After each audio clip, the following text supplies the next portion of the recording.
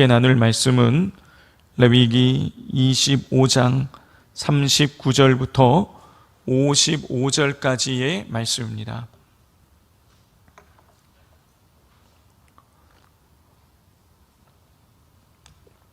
레위기 25장 39절부터 55절까지 교독하게 읽습니다. 너와 함께 있는 내 형제가 가난하게 되어 내게 몸이 팔리거든 너는 그를 종으로 부리지 말고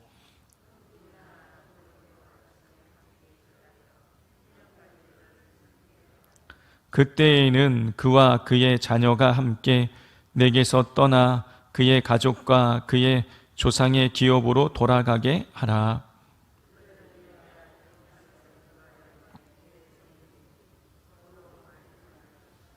너는 그를 엄하게 부리지 말고 내 하나님을 경외하라.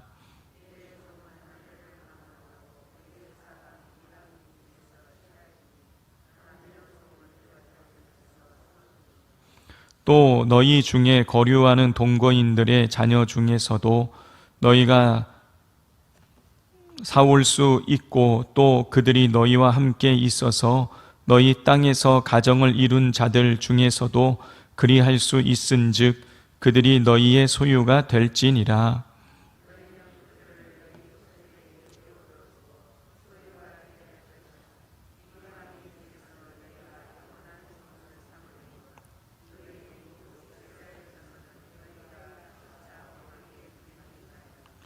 만일 너와 함께 있는 거류민이나 동거인은 부유하게 되고 그와 함께 있는 내 형제는 가난하게 되므로 그가 너와 함께 있는 거류민이나 동거인 또는 거류민의 가족의 후손에게 팔리면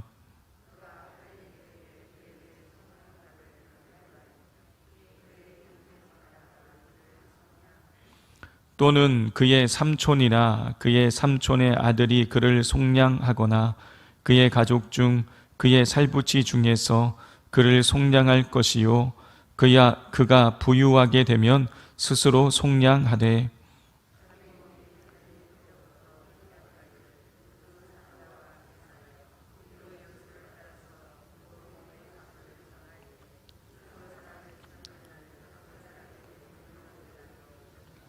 만일 남은 해가 많으면 그 연수대로 팔린 값에서 속량하는 값을 그 사람에게 도로 주고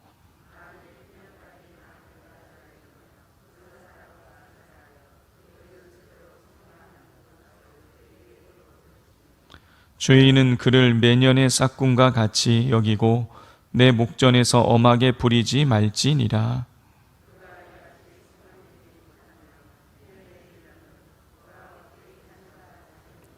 함께 읽겠습니다. 이스라엘 자손은 나의 종들이 됨이라. 그들은 내가 애굽 땅에서 인도하여 낸 내 종이요 나는 너희의 하나님 여호와이니라. 아멘. 성도 여러분, 하나님은 이스라엘을 애굽의 종살이에서 애굽의 이스라엘 백성이 종으로 있을 때에 그들을 출애굽시키셔서 자유민이 되게 하셨죠. 자, 자유가 있는 사람들에게는 권리와 의무가 생기죠. 우리도 지금 자유의 몸을 가지고 있는데 권리와 의무가 있습니다. 마찬가지로 이스라엘 백성은 하나님에 의해서 노예에서 해방이 된 자유민들이기 때문에 권리와 의무를 가지고 있었어요. 자, 오늘 본문에 보면 이스라엘 백성이 자유민으로서 갖게 되는 권리와 의무가 나옵니다. 첫 번째 그들의 권리와 의무는 노예가 되지 않을 권리와 그리고 노예를 해방시켜야 하는 의무가 있었습니다. 자, 당시 사람들은 포로로 잡히거나 빚을 갚지 못하면 종이 되었습니다. 자, 그러나 하나님께서는 이스라엘 백성들이 자기의 동족을, 다시 말해서 이스라엘 백성이 이스라엘 백성을 종으로 삼지 않게 그렇게 말라고 말씀하셨고 또 이스라엘 백성은 그렇기에 동족에게 종이 되지 않을 권리를 가지고 있었습니다. 만약에 이스라엘 백성이 자기의 이 동족을 만약에 종으로 삼는다면 안식년 법에 의하여 6년만 섬기고 7년째에는 해방시켜야 됐습니다. 자, 오늘 본문에 나오는 것처럼 가난하게 되어 다른 사람의 종이 될 경우 그 사람이 가난하여서 빚을 져서 종이 되긴 되는 것이지만 그 이스라엘 백성들은 자기의 동족을 종으로 부리지 말고 품꾼이나 동거인으로 대우하라고 하나님께서 명령하십니다. 우리 39절부터 41절까지를 한 절씩 교독하겠습니다. 39절입니다. 너와 함께 있는 내 형제가 가난하게 되어 내게 몸이 팔리거든 너는 그를 종으로 부리지 말고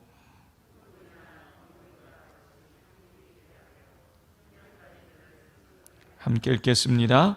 그때에는 그와 그의 자녀가 함께 내게서 떠나 그의 가족과 그의 조상의 기업으로 돌아가게 하라. 이렇게 하나님께서는 이스라엘 백성이 같은 동족을 동족이 종이 되었을 때에 그 사람을 종으로 부리는 것이 아니라 종으로 부리는 것은 품꾼의 한 사람으로 그를 대우하고 그리고 희년이 되면 그 사람을 풀어주라고 그렇게 말씀하셨습니다. 자, 왜 그런 것입니까? 이스라엘 백성은 하나님이 자유케 하신 그런 사람들이기 때문인 것이죠. 하나님이 자유케 했는데 이스라엘 백성을 종으로 영원히 부린다라는 것은 말이 안 되는 거예요. 이스라엘 백성은 하나님의 소유이기 때문에 이스라엘 백성을 그 누군가를 종으로 영원히 부리는 것은요 있을 수가 없는 거예요. 자, 이렇게 하나님께서는 이스라엘 백성이 동족을 종으로 부리거나 또 42절에 보면 또 동족을 사고 팔 수 없게 만드셨습니다.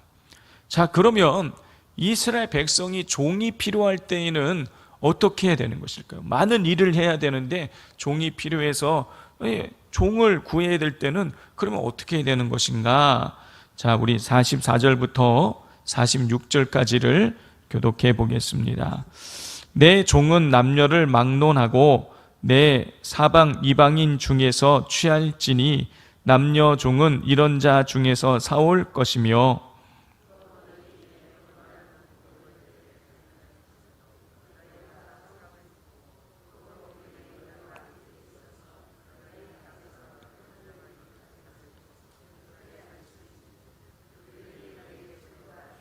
여기까지 읽겠습니다.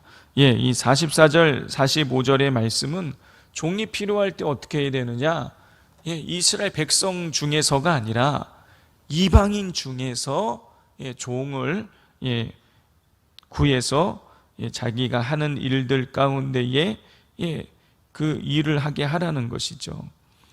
자, 성도 여러분, 이 레위기의 말씀이 기록될 당시에 이 가나안 땅, 또 애굽 땅, 그리고 가나안 땅 주변에 있는 이방 나라들에게는요 노예 제도가 아주 일반화되어 있었습니다. 자, 그렇기에 이 레위기서에서는 노예 제도의 폐지 자체를 말하고 있지는 않아요. 그것이 그들 지역에 하나의 문화로 그렇게 되어 있었기 때문입니다. 그러나 하나님께서는 이렇게 노예 제도에 대한 제한을 거셔서 서서히 이스라엘 공동체 안에서 이 노예 제도 자체가 사라지도록 그렇게 만들어 가고 계시는 것입니다. 자, 두 번째로, 첫 번째 이스라엘 백성들에게는 노예가 되지 않을 권리와 그리고 노예를 해방시켜야 될 의무가 있었어요. 두 번째 권리와 의무가 나오는데 그것은 이스라엘 백성들이 속량받을 권리와 속량해야 하는 의무인 것입니다. 성도 여러분, 만약 이스라엘 사람들이 이스라엘 백성이 아닌 이방인에게 종으로 팔릴 경우, 우리 앞에 나눈 것은 이스라엘 백성들이 이스라엘 백성의 종이 될 경우였는데, 이번에는 이스라엘 백성이 이방인에게 종이 될 경우에 어떻게 해야 되냐는 것이에요. 자, 이스라엘 백성이 빚을 이방인에게 져서 이방인의 종이 될 경우에는 권리가, 그때에 또 권리가 있었어요. 어떤 권리냐? 우리 47절 48절 말씀을 우리 함께 읽겠습니다. 시작.